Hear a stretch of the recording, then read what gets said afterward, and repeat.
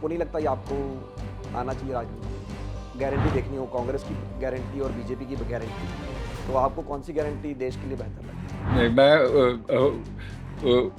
उस फाइट में नहीं जा रहा हूँ। जैसे गोल्ड भी अब तेजी में है इस समय पूरी दुनिया में, और शेयर बाजार भी तेजी में, तो ये थोड़ा सारे ही जो ये इसको कैसे देखते हैं आप, ये जो सारे एसेट्स जो है एक साथ ऊपर जा रहे हैं? गोल्ड में तो काफी और चीजें चल रही हैं। असली गोल्ड क्यों नहीं बढ़ रही है? आपने इंटरेस्ट रेट की बात कही, तो पूरी दुनिया में लोग इंतजार कर रहे हैं, खास करके जो स्टॉक मार्केट्स हैं या कंपनीज जो हैं, कि ये रेट मतलब जैसे पहले कहा गया था 2024 में कम होना शुरू हो जाएंगे, फिर अब लगता है कि वो एक आध साल के लिए टल गया, मतलब भारत के लिए भी देखें, अमेरिका के लिए भी। तो वो आपको क्या लगता है कि अभी कितना समय लग सकता है? प्रॉब्लम ये है कि पिछले 3 जो मंथली सीपीआई रीडिंग्स जो है उसमें महंगाई बढ़ी है, घटी नहीं। नमस्कार, मैं हूं मिलिंद खांडेकर और आप देख रहे हैं साक्षात्कार। साक्षात्कार में मेरे आज मेहमान हैं रघुराम राजन। रघुराम राजन इस समय यूनिवर्सिटी ऑफ शिकागो के बूथ बिजनेस स्कूल में फाइनेंस के प्रोफेसर है। भारत की रिजर्व बैंक के आप गवर्नर रह चुके हैं। फाइनेंस मिनिस्ट्री में आप चीफ इकोनॉमिक एडवाइज़र रह चुके हैं। आईएमएफ में भी आप चीफ इकोनॉमिस्ट रह चुके हैं। तो आजकल राजन इसलिए चर्चा में है कि उन्होंने किताब लिखी है भारत की अर्थव्यवस्था और उसके रोड मैप को लेकर, ब्रेकिंग द मोल्ड। ये किताब इन्होंने रोहित लांबा के साथ में लिखी हुई है। तो आज देश की जो आर्थिक स्थिति है, चुनाव में जो मुद्दे उठ रहे हैं, उस पर बातचीत करने के लिए हमारे साथ मौजूद है रघुराम राजन। आपका बहुत बहुत स्वागत है सर। नमस्कार। नमस्कार। तो रघुराम राजन, मेरा पहला सवाल ये है कि आपने हाल में एक इंटरव्यू दिया सीएनबीसी को, और उसकी बड़ी चर्चा है। आपने उसमें कहा कि जो 8.5% की ग्रोथ रेट है उसमें फ्लफ है। और मैंने आपका एक वीडियो भी देखा जो आपने देश के नई सरकार के लिए जो एजेंडा बनाया था, तो आपने कहा कि ये 8.5% नहीं लगता है, ये 6-6.5% वाली ग्रोथ लगती है। तो क्या आपको जो भारत सरकार आंकड़े दे रही है उस पर भी भरोसा नहीं है, इसलिए आप कह रहे हैं कि इसमें फ्लफ है? नहीं, आंकड़े के बारे में आंकड़े में प्रॉब्लम नहीं है। अ, ये अगर आप देखेंगे तो ये जो नॉमिनल ग्रोथ है, यानी कि रुपए में जो ग्रोथ है, वो तकरीबन 9% है, वो सीएसओ के अनुसार। तो अगर उसमें से महंगाई अगर आप निकालते हैं तो महंगाई कितनी होगी अभी? तीन चार 5% परसेंट जी, 4 से हाँ, 5%। तो 9% में से अगर आप 3% निकालेंगे तो 6% आ जाती है। तो इसलिए मैं कह रहा हूँ कि ये जो 8.5% है वो इसलिए है कि हम महंगाई गलत तरीके से कैलकुलेट कर रहे हैं। मतलब कि एक चीज है जीडीपी डिफ्लेटर, वो ऊपर जाती है नीचे जाती है, अभी नीचे है। तो जीडीपी डिफ्लेटर आजकल 1%, 1.5% है, इसलिए हमें लगता है कि 8.5% है। लेकिन अगर आप एवरेज करेंगे आप देखेंगे कि ये 3-4% होगी। तो इसलिए मैं कह रहा हूँ कि असली ग्रोथ अगर आप 3-4 साल में देखेंगे तो 6.5, 6.5 है। बढ़ रही है, लेकिन 8.5 तो काफी ज्यादा है। नहीं तो राजन, आपको मैं याद दिला दूं कि पिछली बार भी जब आपने भारत जोड़ो यात्रा के दौरान कहा था कि 5% से ज़्यादा की ग्रोथ नहीं होगी, और नहीं, एक्चुअल में मैंने वो नहीं कहा था। मैंने कहा कि अगर हम 5% एक्सीड करेंगे तो भाग्यशाली होंगे। नहीं, तो वही मतलब उसको लेकर आपको बार बार आपको निशाना बनाया जाता है, जो खास करके बीजेपी के जो समर्थक है, कि आपका अनुमान तब भी गलत साबित हुआ था, और आप अभी भी आप कह रहे हैं कि जो एक्चुअल ग्रोथ है वो 6-6.5% है, जो रियल ग्रोथ दिख रही है उससे कम है। तो ये क्या आपके मतलब एक बार बार बात कही जाती है कि आपके अंदर एक पेसिमिज्म है, या आप हमेशा? आप देखेंगे जब मैंने वो कहा था, ये आरबीआई के प्रोजेक्शंस भी 5% के करीब थे। तो मैंने ये कहा था कि हम भाग्यशाली होंगे, और हम भाग्यशाली थे क्योंकि कई चीजें हमारी तरफ गए। एक तो ये जो फेडरल रिजर्व ने इंटरेस्ट रेट बढ़ाया तब से, अब अगर आप देखेंगे तो नॉर्मली जो होता है कि उत्पादन की गति कम हो जाती है, लेकिन यूएस में कम नहीं हुई। और हमारा जो ट्रेड है, हमारा एक्सपोर्ट्स निर्यात जो है वो तब से बढ़े, इसलिए हमारी गति इतनी कम नहीं हुई। दूसरा चीज ये है कि अगर आप सरकार का जो काम देखेंगे, सरकार ने काफी पैसे डाले इंफ्रास्ट्रक्चर में, इसलिए हमारा गति भी उसके कारण बढ़ा। ये अच्छी चीज है, ये नहीं कह रहा हूं कि गलत चीज है, लेकिन काफी जो कहते हैं अकरेंसेस, ये जो प्रिडिक्शन के बाद हुए, और इसलिए हम भाग्यशाली हुए। और मैं ये कह रहा हूं कि 5% नहीं है, 6, 6.5 है अभी। तो उससे तो ज्यादा है। लेकिन ये नहीं है कि अभी हम 8.5% पे जा रहे हैं और हम ये कह सकते हैं कि कोई प्रॉब्लम नहीं है। अगर आप रोजगार देखेंगे, उसमें काफी बड़ी प्रॉब्लम है। मध्य प्रदेश में ये जो 6,000 पटवारी के काम के लिए एप्लीकेशन जो थे, 1.2 मिलियन एप्लीकेशंस थे। इसका मतलब है कि लोगों के पास काम नहीं है। और तो अगर 6, 6.5% पे जा रहे हैं, तो हमें ये भी सोचना है कि लोगों के पास काम क्यों नहीं है, बेरोजगारी इतनी फैली क्यों है। और वो जो 1.2 12 लाख लोग जो एप्लीकेशन दे रहे थे, वो 6,000 नौकरियों के लिए, उनमें से 1 लाख इंजीनियर्स हैं, 1 लाख एमबीएस हैं। ये पटवारी के काम के लिए है। तो मैं ये कह रहा हूं कि हमें ये देखना है कि इतनी उत्पादन की गति के साथ भी बेरोजगारी क्यों है, क्या हो रहा है हमारे इकोनॉमी में, कि हम क्या कर सकते हैं ये रोजगारी बढ़ाने के लिए। नहीं, तो जब राजन आप ये कह रहे हैं कि रोज़गार की समस्या है, लेकिन अगर आप दूसरे जो आंकड़े देखें, जैसे कि अगर जो गुड्स एंड सर्विसेज टैक्स का भी जो आंकड़ा आया कि 2 लाख करोड़ अप्रैल में कलेक्शन हुआ, या अगर आप पूरे साल भर का भी एवरेज देखेंगे तो पिछले साल के मुकाबले एवरेज ग्रोथ भी हुई है, मतलब जो आंकड़ा आया है। तो फिर लोग, अगर ये जीएसटी का कलेक्शन हो रहा है तो इसका मतलब तो लोग खर्चा कर रहे हैं, कंजम्पशन हो रहा है, तभी तो वहाँ ग्रोथ हो रही है ना। हाँ, तो आप ये अच्छा सवाल है। ये जीएसटी क्यों बढ़ रही है, और इसका मतलब ये है कि इकॉनमी अच्छी चल रही है। हाँ, एक तरीके से चल रही है, लेकिन आप देखेंगे कि जीएसटी कौन देता है। सबसे बड़े जो फर्म्स हैं वो जीएसटी देते हैं। तो जब इकॉनमी फॉर्मलाइज हो जाता है, जब ये बड़े फर्म्स उनका उत्पादन की गति बढ़ जाती है, तब जीएसटी बढ़ती है। और आपको देखना है कि ये जो छोटे फर्म्स हैं, ये स्मॉल एंड मीडियम एंटरप्राइजेस है, उनमें क्या हो रहा है। और मैं ये सोच रहा हूँ कि दो चीजें हो रही हैं। एक तो अगर आप इकोनॉमी को देखेंगे, तो कैपिटल इंटेंसिटी की तरफ जा रही है।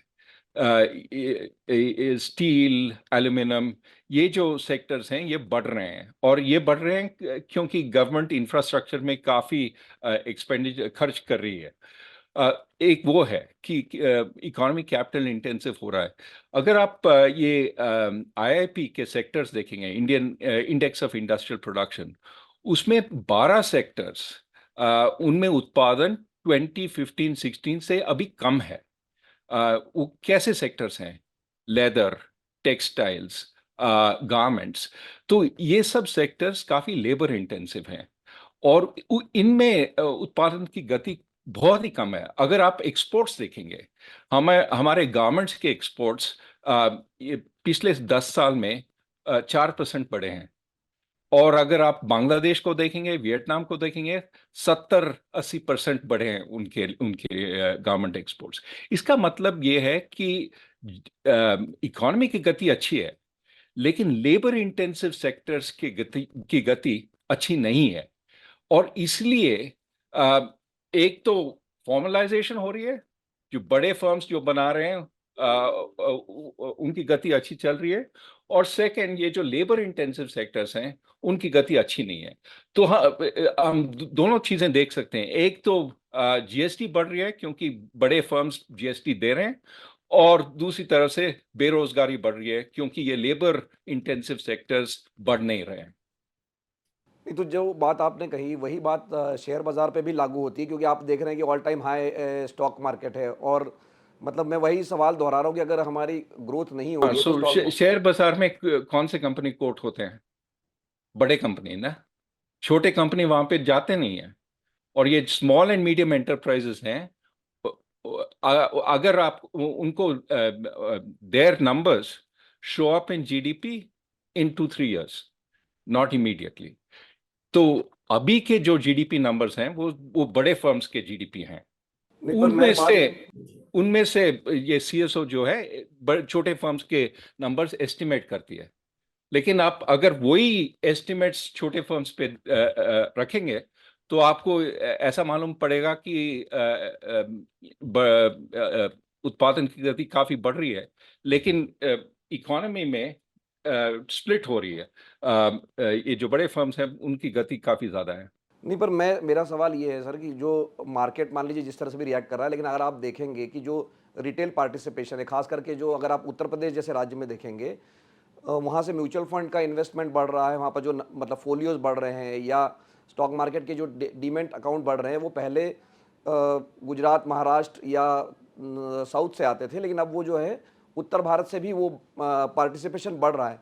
तो कहीं ना कहीं इसका कारण तो ये है ना कि हमारी इकोनॉमी अच्छा कर रही होगी, तभी ये लोग जो है शेयर बाजार में आ रहे हैं। मैं ये नहीं कह रहा हूँ कि इकोनॉमी अच्छी नहीं चल रही है। 6-6.5% ग्रोथ अच्छा ग्रोथ है। मैं ये नहीं कह रहा हूँ कि अच्छी नहीं है। मैं ये कह रहा हूँ कि 8.5% नहीं है।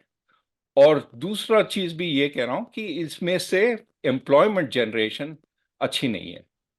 तो गति तो अच्छी हो सकती है, लेकिन जॉब्स नहीं क्रिएट हो रहे हैं। नहीं, तो आप कह रहे हैं जो शेयर बाजार है वो अपनी जगह ठीक है, लेकिन जो असमानता है वो अपनी जगह है। हाँ, मैं वही कह रहा हूँ। चीज़ जो हमने असेट क्लास के बारे में पहले बात की थी कि जैसे गोल्ड भी अब तेज़ी में है इस समय पूरी दुनिया में, और शेयर बाजार भी तेज़ी में, तो ये थोड़ा सारे ही जो ये इसको कैसे देखते हैं आप, ये जो सारे असेट्स जो है एक साथ ऊपर जा रहे हैं, खास करके गोल्ड के बारे में जब बात। गोल्ड में तो काफी और चीजें चल रही हैं। एक तो स्पेकुलेटिव तो चल रही है, जैसे बिटकॉइन बढ़ रही है और उसको डिजिटल गोल्ड बताते हैं। तो अगर डिजिटल गोल्ड बढ़ रही है तो असली गोल्ड क्यों नहीं बढ़ रही है? तो मेरे ख्याल में थोड़ा स्पेकुलेटिव एलिमेंट उसमें है। दूसरी चीज ये है कि जो सेंट्रल बैंक्स हैं, आ, उनका डर है कि जैसे कि रशिया के जो सेंट्रल बैंक एसेट्स हैं वो अभी सिक्वेस्टर हो गए यूएस और यूरोप में। तो चीन सोच रही है कि हमारे जो यूएस एसेट्स हैं, अगर कोई लड़ाई हुई हमारे ताइवान के बारे में, तो ये जो सेंट्रल बैंक रिजर्व्स हैं यूएस और यूरोप में, वो सिक्वेस्टर हो जाएंगे। तो इसलिए उसको ट्रांसफॉर्म कर रहे हैं गोल्ड में। तो सेंट्रल बैंक्स गोल्ड खरीद रहे हैं। तो मेरे ख्याल में ये सब और तीसरी चीज ये है कि अभी इन्फ्लेशन चल रही है काफी ज्यादा। तो इसलिए गोल्ड एक हेज अगेंस्ट इन्फ्लेशन और हेज अगेंस्ट पॉलिटिकल इंस्टेबिलिटी। तो लोग गोल्ड खरीद रहे हैं। कि जब कितना ऊपर जाएगा वो मुझे मालूम नहीं है। नहीं, तो एक और चीज़ जो, चूंकि आपने इंटरेस्ट रेट की बात कही, तो पूरी दुनिया में लोग इंतजार कर रहे हैं, खास करके जो स्टॉक मार्केट्स हैं या कंपनीज जो हैं, कि ये रेट मतलब जैसे पहले कहा गया था 2024 में कम होना शुरू हो जाएंगे, फिर अब लगता है कि वो एक आध साल के लिए टल गया, मतलब भारत के लिए भी देखे, अमेरिका के लिए भी। तो वो आपको क्या लगता है कि अभी कितना समय लग सकता है उसमें? तो लोग फेडरल रिजर्व की तरफ देख रहे हैं। और प्रॉब्लम ये है कि पिछले 3 जो मंथली सीपीआई रीडिंग्स जो है, उसमें महंगाई बढ़ी है, घटी नहीं। तो इसलिए सोच रहे हैं कि शायद ये लास्ट जो माइल है इन्फ्लेशन को नीचे ले आने के लिए, ये काफी मुश्किल होगी। और अगर आप लेबर मार्केट देखेंगे, काफी टाइट है। पिछला जो लेबर रीडिंग्स आए पिछले हफ्ते, वो ठीक थे। लेबर मार्केट की गति धीमी हो रही है, लेकिन टाइम लगेगा। तो इसलिए लोग सोच रहे हैं कि शायद फेडरल रिजर्व कट करेगी, लेकिन साल के अंत तक करेगी। साल के बीच में ये जो सोच रहे थे जून में पहला कट होगा, वो काफी ऑप्टिमिस्टिक लग रहा है अभी। तो भारत में भी आपको लगता है कि मतलब जो अमेरिका में होगा उसके बाद ही कुछ कार्रवाई होगी उस दिशा में? भारत का जो है इंडिपेंडेंट इकोनॉमी है, वो रिजर्व बैंक सोचेगी जब कट कर सकती है। अब उसके बारे में मैं कमेंट नहीं करना चाहता हूँ, लेकिन भारत एक्सचेंज रेट तो काफी स्टेबल है। तो रिजर्व बैंक जब सोचेगी उचित टाइम है, तब कट करेगी। अगले महीने नई सरकार बनेगी भारत में, उसके लिए आपने एक लंबा 13 पार्ट का एक सीरीज बनाई आपने। तो अगर आपके हिसाब से जो 3 काम करने, 3 बड़े काम अगर अगली सरकार को करने अगले 5 साल के लिए, तो वो क्या होंगे? तो शॉर्ट टर्म और लॉन्ग टर्म चीजें हैं ना। शॉर्ट टर्म में आई थिंक ये जो बेरोजगारी का प्रॉब्लम है, उसको ठीक करना है। और कई उपाय मैंने बताए हैं अभी तक। तो लॉन्ग टर्म में हमें ये देखना है कि ये जो ह्यूमन कैपिटल है, मानव पूंजी है जो हमारा है, ये जो 1.4 बिलियन लोग जो हैं इंडिया में, उनका ह्यूमन कैपिटल कैसे बढ़ा सकते हैं, क्योंकि उसी से हम विकसित बन सकते हैं।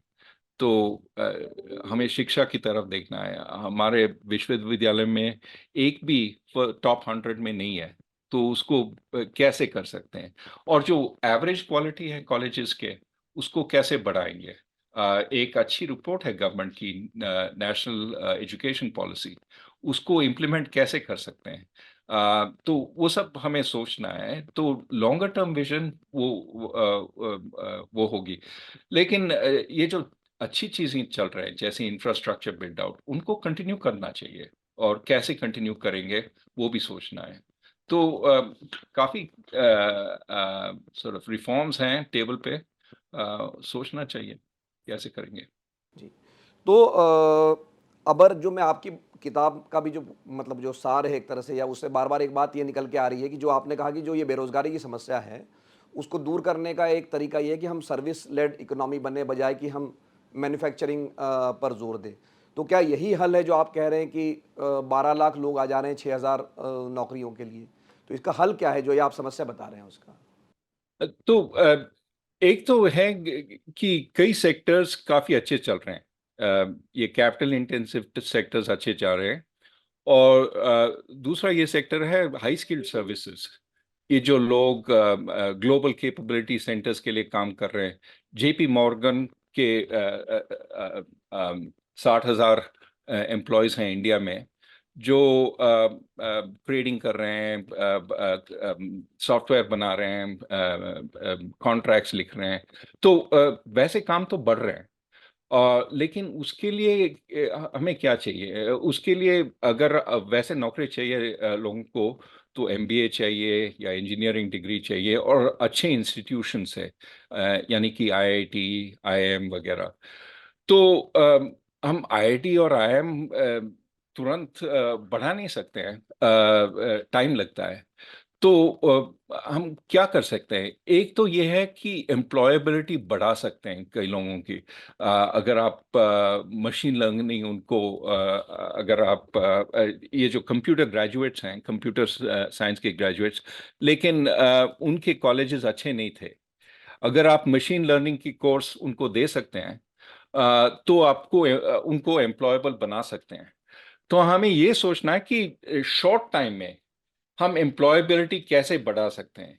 तो तमिलनाडु में कई कंपनीज एक दूसरे ज्वाइन करके वो क्या कह रहे हैं कि हम कोर्स देंगे फ्रेश ग्रेजुएट्स को, और उन कोर्सेज में उनको ये मशीन लर्निंग, ये एआई वगैरह सिखाएंगे, और उससे उनको एम्प्लॉयबल बनाएंगे। तो वैसे स्कीम्स, अगर apprenticeship schemes, training schemes, teaching schemes अगर हम ग्रेजुएट्स को दे सकते हैं, तो ये जो 1 लाख जो इंजीनियर्स हैं वो अप्लाई कर रहे हैं पटवारी की नौकरी के लिए, अगर हमको उनको इंजीनियर्स ही रख सकते हैं थोड़ा अप ट्रेनिंग के साथ, तो एम्प्लॉयबिलिटी बढ़ जाएगी। और कई मल्टीनेशनल्स आ रहे हैं इंडिया में इनको रिक्रूट करने के लिए। तो हमें वैसा सोचना चाहिए, शॉर्ट टर्म में क्या कर सकते हैं और लॉन्ग टर्म में क्या कर सकते हैं। लॉन्ग टर्म में शिक्षा को बढ़ाना है। हमारे उच्च शिक्षा के संस्थान जो हैं काफी कम हैं जो हाई क्वालिटी के हैं। एक साल में तकरीबन 15 लाख इंजीनियर्स ग्रेजुएट होते हैं यहाँ से। वो एनआईटी आईआईटी में से कितने लोग ग्रेजुएट होते हैं? शायद 30,000 या 40,000। यानी कि 14 लाख लोग वो लोअर क्वालिटी इंस्टीट्यूशंस से ग्रेजुएट होते हैं। तो उन इंस्टीट्यूशंस के ग्रेजुएट्स कैसे, उनका क्वालिटी कैसे बढ़ा सकते हैं, वो हमें सोचना है। क्योंकि इंजीनियर्स तो हैं, डिग्री तो है उनके पास, लेकिन जो रेलेवेंट नॉलेज है वो नहीं है। तो हमें वो सोचना है। मैं ये नहीं कह रहा हूं कि ये जो मैन्युफैक्चरिंग है उसको खत्म करना है। हमें नौकरी हर जगह से चाहिए। मैं ये कह रहा हूं कि अगर आप 1 करोड़ 1 लाख करोड़ सब्सिडी दे रहे हैं चिप मैन्युफैक्चरिंग के लिए, जहां पे शायद 5,000 नौकरी 10,000 नौकरी पैदा हो सकते हैं, तो ये मिस एलोकेशन ऑफ रिसोर्सेस है। हमारा पूरा higher education budget central government में 50 लाख 50,000 करोड़ है। करोड़ है जी। तो मैं ये कह रहा हूं कि अगर हम जो सब्सिडीज दे रहे हैं मैन्युफैक्चरिंग में, अगर हम शिक्षा को बढ़ाने में या वोकेशनल ट्रेनिंग को बढ़ाने में, या जो अप्रेंटिसशिप स्कीम्स हैं इंडस्ट्री और यूनिवर्सिटीज के बीच में, अगर हम उनको बढ़ाते हैं तो शायद रोजगारी और बढ़ेगी। नहीं, तो आपने ये जो बात कही कि जो पीएलआई स्कीम है चिप के लिए 1 लाख करोड़ की या 76,000 करोड़, अगर मैं स्पेसिफिकली बताऊं कि वो सरकार ने प्रोविज़न किया हुआ है, तो जो बीजेपी के समर्थक है उन्होंने ये आर्ग्यूमेंट दिया कि जो आप शिक्षा का आंकड़ा कोट कर रहे हैं वो 1 साल का बजट है, और ये वन टाइम, मतलब ये जो 76,000 करोड़ का आंकड़ा है ये over a period of time खर्च हो। ये तो गलत बोल रहे हैं। ये 76,000 करोड़ कैपिटल सब्सिडी है, प्रोडक्शन लिंक सब्सिडी नहीं है। ये कैपिटल सब्सिडी तो अपफ्रंट सब्सिडी है। तो ये जो कंपैरिजन गलत है वो कह रहे हैं, वो गलत नहीं है, वो ठीक है। क्योंकि ये अपफ्रंट सब्सिडी है। और ये चीज है कि ये वन टाइम सब्सिडी नहीं है। ये 76,000 करोड़ जो सब्सिडी दे रहे हैं वो सिर्फ 3 या 4 वेंचर्स के लिए हैं। जो जो चिप्स जो बनाना चाहते हैं वो 28 नैनोमीटर चिप्स हैं। ये दुनिया कहाँ है? वो 3 नैनोमीटर या 2 नैनोमीटर चिप्स बना रहे हैं। तो 28 नैनोमीटर चिप्स से 3 या 2 नैनोमीटर चिप्स तक हमें कितना सब्सिडी देना है वो भी सोचना है ना। अगर हम 28 नैनोमीटर चिप्स बनाएंगे तो इंडस्ट्री कहेगी हाँ हमें यहाँ से आगे बढ़ना है, अभी 15 नैनोमीटर या 10 नैनोमीटर बनाना है, उसके लिए भी सब्सिडी चाहिए। तो ये सब्सिडी वन टाइम सब्सिडी नहीं है। वन टाइम सब्सिडी सिर्फ वो 3 जो इंडस्ट्रीज शुरू हो रहे हैं उनके लिए है। उसके बाद फिर सब्सिडी चाहिए होगा। आजकल इंटेल यूएस गवर्नमेंट से सब्सिडी मांग रही है, और इंटेल 15 बिलियन डॉलर्स की सब्सिडी ले रही है इंडियन यूएस गवर्नमेंट से।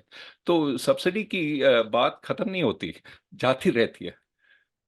तो जो आपने कहा कि अप्रेंटिसशिप की बात की, तो जो कांग्रेस के मैनिफेस्टो, मतलब मैं कांग्रेस और बीजेपी दोनों के मैनिफेस्टो के बारे में बात करना चाहता हूँ अब। तो जो कांग्रेस के मैनिफेस्टो में एक स्कीम आई है कि 1 लाख रुपये की एक अप्रेंटिसशिप मिलेगी 1 साल के लिए, और ये तो पुराना कानून है, 1961 से ये कानून है, लेकिन इसको कभी इम्प्लीमेंट नहीं किया गया। तो ये आपको क्या लगता है, ये एक सोल्यूशन हो सकता है कि आप ग्रेजुएशन के बाद अप्रेंटिसशिप मिल जाए, जो आपने जैसे तमिलनाडु का जिक्र किया? इनको डिजाइन करना है अच्छी तरह से। अगर अच्छी तरह से डिजाइन करेंगे और फिर चेक करेंगे कि काम कर रही है, फिर ये अच्छा स्कीम हो सकता है। लेकिन काफी सोच कर डिजाइन करना चाहिए, क्योंकि इंसेंटिव देना चाहिए फर्म्स को कि आप अच्छा स्कीम बनाएं। और एक इंसेंटिव है कि आप अगर इनको अच्छी तरह से ट्रेन करेंगे तो आपको अच्छे एम्प्लॉयज मिलेंगे, और गवर्नमेंट सब्सिडाइज कर रही है इनकी इनकी ट्रेनिंग। तो अगर आप अच्छी तरह से डिजाइन करेंगे तो एक तो इनका कुशलता बढ़ेगी, इनके स्किल्स बढ़ेंगे, और दूसरा रोजगार भी बढ़ेगा, क्योंकि ये जो एम्प्लॉयर्स हैं वो इनको एम्प्लॉय करेंगे। तो I think it is a worthwhile scheme. तो जो बीजेपी का वादा है या उनके मैनिफेस्टो का जो जोर है वो भारत को 2047 तक विकसित भारत बनाने का है या एक डेवलप्ड कंट्री बनाने का उनका नारा है या उनका विजन है। तो आपने पिछले दिनों ये कहा कि ये नॉनसेंस बात है कि डेवलप्ड कंट्री बन जाएगी इंडिया 2047 तक। नहीं नहीं फिर प्रॉब्लम ये है कि जो साउंड बाइट्स लेते हैं लोग, वो पूरे सेंटेंस को नहीं देखते हैं, क्योंकि आप देखेंगे कि एक पॉलिटिकल रैशनल है साउंड बाइट लेना और फैलाना है। जी। मैं ये नहीं कह रहा हूं कि नॉनसेंस बात है कि हम डेवलप्ड कंट्री बनेंगे। आप पूरे सेंटेंस को देखिए। पूरा सेंटेंस ये है कि अगर हम शिक्षा को ठीक नहीं करेंगे तो ये नॉनसेंस बात है। अगर आपके तीसरी क्लास में तीसरी कक्षा में लोग 75% लोग दूसरी कक्षा के स्टैंडर्ड पे नहीं है, और पांचवी या छठी क्लास में ड्रॉप आउट हो जाते हैं, तो हम विकसित देश कैसे बन सकते हैं? अगर आपका जो 30-40% जो आबादी है वो अनपढ़ है, आप विकसित देश कैसे बन सकते हैं? तो मैं ये कह रहा हूं कि पहला जो काम है विकसित देश बनने के लिए, और मैं ये कह रहा हूं कि बन सकते हैं, लेकिन कहने से नहीं बनता है। बनता है जब आप काम करेंगे, होमवर्क करेंगे। और पहला जो चीज करना है ये प्राइमरी एजुकेशन को बढ़ाना है। और अच्छी तरह से ये जो बच्चे हैं हमारे, उनको पढ़ाना है। वो कैसे करेंगे? ये जो स्टैंडर्ड क्वालिटी ऑफ एजुकेशन है उसको बढ़ाना पहले, और तब हम विकसित बन सकते हैं। दूसरा चीज जो जो है, ये जो 6% की उत्पादन की गति चल रही है, वो काफी नहीं है। अगर आप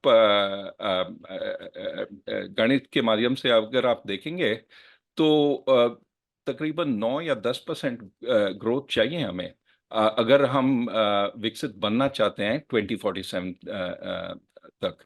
तो वो 9-10% ग्रोथ कहाँ से आएगी? ये जो 6-6.5 है वो नहीं चलेगी उसके लिए। तो वो भी हमें सोचना है। तो मैं ये कह रहा हूँ कि लक्ष्य तो अच्छी है, लेकिन पहुंचने में क्या करना चाहिए वो भी सोचना है। ये बस कहने से नहीं होता है। नहीं, तो एक जो पैमाना माना जाता है एक विकसित देश का या एक डेवलप्ड कंट्री का कि 13,000 डॉलर की जिसकी इनकम होगी, और अभी हमारी $2,800 के आसपास हमारी पर कैपिटा इनकम है। तो डॉक्टर सी रंगराजन को मैंने पढ़ा, उन्होंने कहा कि हम अगर 6-7% की ग्रोथ अगले 25 साल तक रखेंगे तो हम शायद वहाँ तक पहुँच जाएंगे, मतलब पर नहीं कैपिटा। एक तो चीज है, एक तो ये है कि 13,500 लोएस्ट। अगर आप नॉर्मल डेवलप्ड कंट्री देखेंगे 20,000 है आजकल। ओईसीडी जैसे जिसमें देश हैं वो सबसे कम पर कैपिटा इनकम वहां पे शायद 20,000 है। ठीक है, 13, 14, 20, मतलब कि जीडीपी पर कैपिटा 6 गुना होनी चाहिए तब तक, हाँ, यहाँ से। तो 6 गुना जीडीपी अगर हमें चाहिए तब, तो अगर 23 इयर्स हैं तब तक, तो अगर आप मैथ करेंगे तो 8-9% चाहिए वहां पहुंचने के लिए। तो इसलिए मैं कह रहा हूँ 6.5 काफी नहीं है।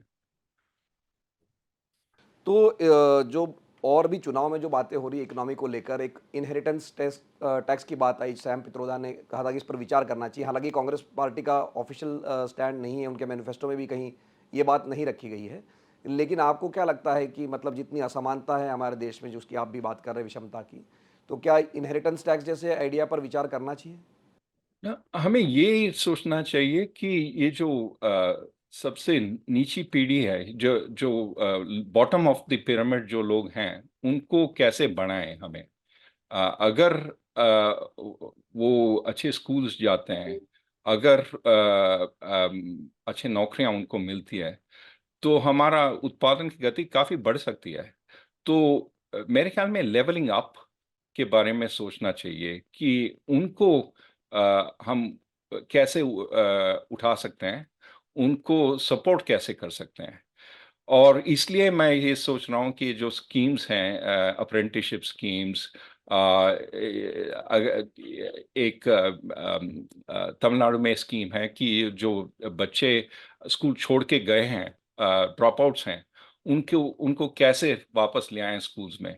तो वैसे स्कीम्स हमें सोचना चाहिए, क्योंकि अगर हम उनको अच्छी शिक्षा और स्वास्थ्य दे सकते हैं तो वो काफी उनका हैसियत काफी बढ़ती है, और उसके साथ हमारा उत्पादन की गति बढ़ सकती है। तो मेरे ख्याल में पहले वो सोचना चाहिए कि लेवल अप कैसे कर सकते हैं, लेवल डाउन तो लास्ट में सोचना चाहिए। तो मतलब आप इनहेरिटेंस टैक्स के पक्ष में नहीं हैं आप? मैं ये कह रहा हूँ कि काफी चीजें कर सकते हैं उससे पहले, उत्पादन की गति बढ़ाने के लिए। और इनहेरिटेंस टैक्स तो ये जो अमीर लोग हैं वो काफी लॉयर्स के माध्यम से काफी स्कीम्स निकालते हैं कि अगर आप देखते हैं across countries, inheritance tax doesn't raise very much because the rich find ways to escape it. नहीं, तो एक और बात जो हमने चूंकि बीजेपी के मैनिफेस्टो की बात की, जो डेवलप्ड कंट्री है, विकसित भारत की, तो कांग्रेस पर एक आरोप लग रहा है और वो अभी भी क्लैरिटी नहीं, क्योंकि राहुल गांधी कहते हैं कि हम पहले एक्सरे करेंगे, कास्ट सेंसस करेंगे और फिर क्रांति करेंगे। तो कहीं ना कहीं एक आरोप ये लग रहा है कि रीडिस्ट्रीब्यूशन की तरफ हम जा रहे हैं, या वापस हम समाजवाद की तरफ देश को धकेल रहे हैं जहाँ से हम आए हैं। तो ये आपको लगता है कि जो रीडिस्ट्रीब्यूशन की बात हो रही है, ये मतलब ये कोई हल है इनइक्वालिटी को दूर करने के लिए हम काफी चीजें कर सकते हैं। एक तो हम ये कर सकते हैं कि ये जो सपोर्ट्स हैं बॉटम ऑफ द पिरामिड के लिए, कैश ट्रांसफर्स, अच्छे स्कूल, हेल्थ क्लिनिक्स, ये सब बढ़ा सकते हैं। ये आप देख रहे हैं, आपने जो दिल्ली में किया है, तो वैसे कर सकते हैं। तो मेरे ख्याल में वो फर्स्ट लाइन ऑफ अटैक है।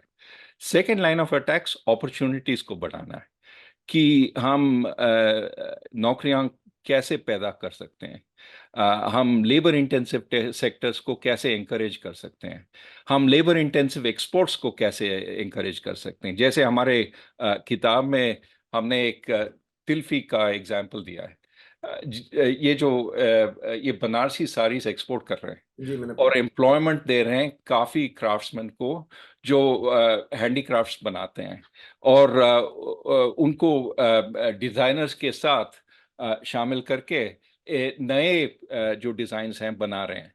तो मेरे ख्याल में ऐसे अपॉर्चुनिटीज सोचना चाहिए जो बहुत ट्रेडिशनल वर्क के लिए और नए नए काम के लिए। तो मेरे ख्याल में सपोर्ट्स और opportunities, those should be the first way we think about growth and about reducing inequality. That's why इसलिए मैं कह रहा हूँ कि ऊपर उठाना है, दबाना नहीं है लोगों को जो सफल हैं। नहीं, पर ये जो बात फिर वही होती है कि हम फ्रीबीज, जब आप कैश ट्रांसफ़र की वकालत करते हैं तो यही होता है कि भाई सरकार सब्सिडी दी जा रही है, फ्रीबीज दिए जा रही है। तो अगर फ्रीबीज टारगेट नहीं कर रहे हैं तब फ्रीबीज होते हैं। अगर आप सबको दे रहे हैं क्योंकि आपको वोट चाहिए, तब तो गलत है। लेकिन आप गरीब लोगों को जब दे रहे हैं और वो अपने बच्चों को अच्छे स्कूल भेज रहे हैं, वो अच्छा खाना खरीद रहे हैं, और वो जो कुपोषण है उनके बच्चे में उनको दूर कर रहे हैं, तो ये सब अच्छे इन्वेस्टमेंट्स हैं, ये निवेश हैं। तो मेरे ख्याल में ये करना चाहिए। फ्री भी नहीं है, ये उनको एक अपॉर्चुनिटी आप दे रहे हैं कि वो अपॉर्चुनिटी लेके वो अपने बच्चों को बढ़ा सकते हैं दुनिया में, और हमारे देश के लिए काफी अच्छा है अगर वो कर सकते हैं। नहीं, पर जो आप कह रहे हैं कि मतलब मुझे याद है कि जो संजय कुमार है, जो सीएसडीएस के डायरेक्टर हैं, उन्होंने हमको एक इंटरव्यू में, जब असेंबली इलेक्शन हो रहे थे, तो उन्होंने कहा था कि ये चुनाव जो है, ये तो एक्चुअली स्कीम्स के बीच में लड़ रहे हैं, पार्टियां नहीं लड़ रही, यहाँ पर जो फ्रीबी की स्कीम्स है उनकी लड़ाई चल रही है। तो मतलब अब जो चुनाव हो गए हैं एक तरह से, वो कि आप मुझे एक ट्रांजैक्शनल हो गए हैं इस तरह से। मेरे ख्याल में ट्रांजैक्शन, हाँ, ये आप ठीक बात कह रहे हैं कि कभी कभी चुनाव ट्रांजैक्शन स्कीम्स लगता है कि ट्रांजैक्शंस कर रहे हैं लोगों के साथ, कि हम ये देंगे, नहीं वो उनका गारंटी अच्छी नहीं है, हमारा गारंटी सबसे अच्छा है, वगैरह वगैरह। लेकिन अगर आप देखेंगे भविष्य की तरफ, हमें क्या चाहिए? हमें शिक्षा चाहिए, हमें हेल्थ चाहिए, हमें फाइनेंसिंग चाहिए, और हमें अपॉर्चुनिटीज चाहिए।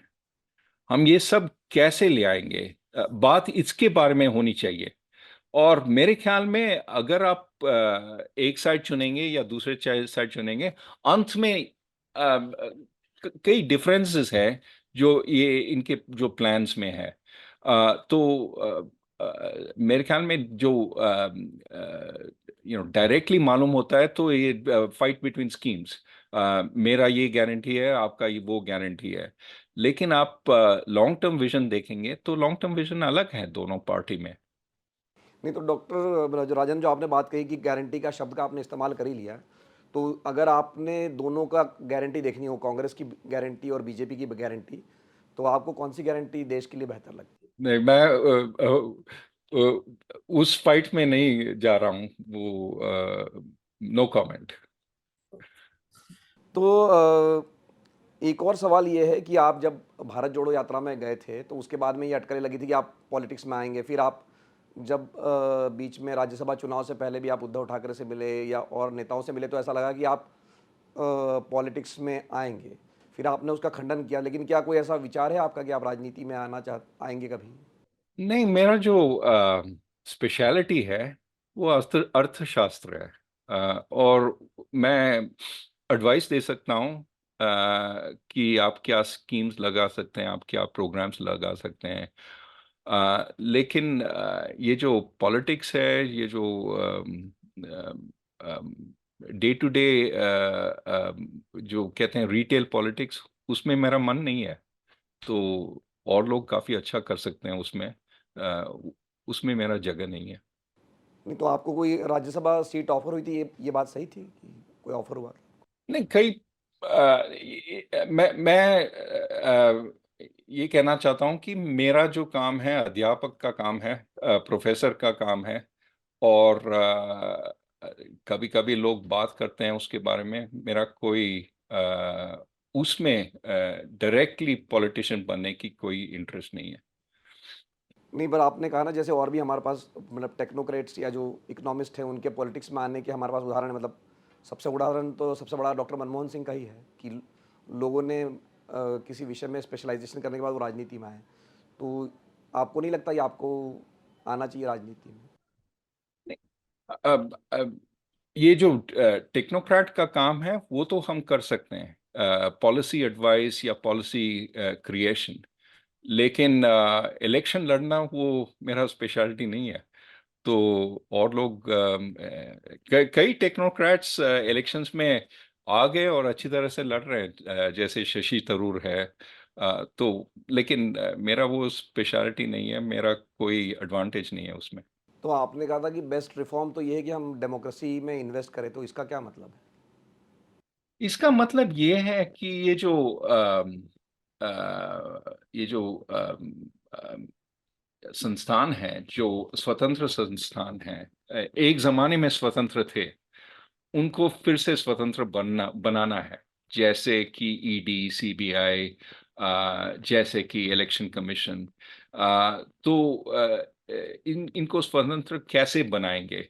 मेरे ख्याल में अगर और प्रेस भी, अगर प्रेस को फुली इंडिपेंडेंट बनाएंगे, तो मेरे ख्याल में जब गवर्नमेंट गलत रास्ते पे चल रही है, तो ये जो आलोचनात्मक लोग हैं जो क्रिटिसाइज करते हैं, फिर उनका वॉइस भी बढ़ सकता है। और फिर गवर्नमेंट को कोर्स करेक्शन करना पड़ता है। I think that's a good thing in democracy. तो उसको वापस कैसे ले आएंगे, वो सब सोचना है। तो मेरे ख्याल में ये जो हम रास्ता ले रहे हैं वो यूनिक रास्ता है। किसी ने वो रास्ता नहीं लिया है पहले। अगर हम सर्विसेज की तरफ जाएंगे तो उसमें हम गलतियां तो जरूर करेंगे। तो अगर गलतियां करेंगे तो हमें फ्री प्रेस चाहिए वो गलतियां पॉइंट आउट करने के लिए। तो वो कैसे कर सकते हैं? उसके लिए तो हमें इंस्टीट्यूशंस को मजबूत करना है, ये जो इंडिपेंडेंट इंस्टीट्यूशंस है। इसलिए मैं कह रहा हूँ कि the best way is to strengthen democracy.